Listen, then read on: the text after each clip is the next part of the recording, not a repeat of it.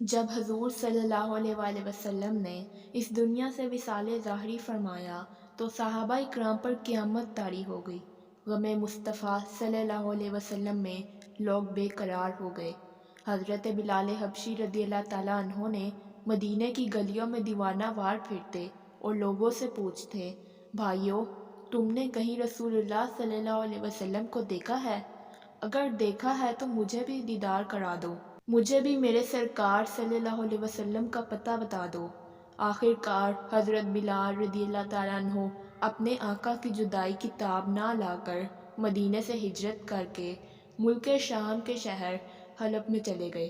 تقریباً 1 سال کے بعد خواب میں حضور صلی اللہ علیہ وآلہ وسلم کا دیدار ہوا اور آپ نے فرمایا، بلال، تم نے ہم سے ملنا چھوڑ دیا ہے یا تمہارا ہم سے ملنے کا دل نہیں چاہتا؟ حضرت بلال کی آنکھ کھل گئی اور وہ لبیک یا رسول اللہ کہتے ہوئے اٹھے اور راتوں رات اونٹنی پر سوار ہو کر مدینہ کی طرف چل نکلے۔ سفر کرتے رہے، آخر کار مدینہ کی فضا میں داخل ہو گئے۔ مسجد نبوی میں پہنچے اور سرکار صلی اللہ علیہ وسلم کو تلاش کیا، مگر آپ کہیں نظر نہ آئے۔ پھر حجروں میں بھی تلاش کیا، لیکن آپ صلی اللہ علیہ وسلم نہ ملے۔ بے قرار ہو کر مزار انور پر حاضر ہو گئے اور روتے روتے حضرت بلال بے ہوش ہو گئے۔ مدینہ میں ان کی آمد کا شور ہو چکا تھا۔ حضرت بلال رضی اللہ تعالیٰ عنہ کو ہوش آیا تو دیکھا کہ ہر طرف لوگوں کا ہجوم تھا اور لوگ کہہ رہے تھے، اے بلال، پھر وہی درد بھری آواز میں اذان دو جو حضور صلی اللہ علیہ وآلہ وسلم کو سناتے تھے۔ حضرت بلال نے ہاتھ جوڑ کر معذرت کی اور کہا، جب حضور صلی اللہ علیہ وآلہ وسلم کی حیات ظاہری میں اذان دیتا تھا اور جس وقت میں اشہد ان محمد الرسول اللہ کہتا تھا تو حضور صلی اللہ علیہ وسلم کا دیدار کرتا تھا۔ اب تو وہ پردے میں چھپ گئے، اب بتاؤ میں اپنے آقا کا دیدار کیسے کروں گا؟ مہربانی کر کے مجھے معاف کر دو۔ لوگوں نے اصرار کیا مگر حضرت بلال راضی نہ ہوئے۔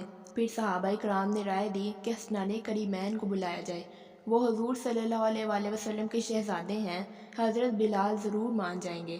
حسنین کریمین کو بلایا گیا۔ حضرت حسین رضی اللہ تعالیٰ عنہ نے حضرت بلال کا ہاتھ پکڑ لیا اور فرمایا، اے بلال، ہمیں وہی اذان سنا دو جو ہمارے نانا جان کو سنایا کرتے تھے۔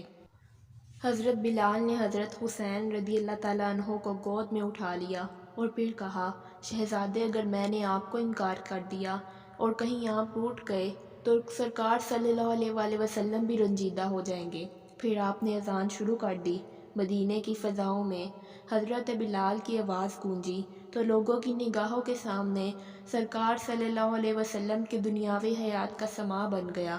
لوگ روتے ہوئے مسجد نبوی کی طرف دوڑ پڑے، ہر شخص بے قرار رو رہا تھا، عورتیں بچے بھی گلیوں میں نکل آئے۔ لوگ غم مصطفیٰ صلی اللہ علیہ وسلم میں رو رہے تھے۔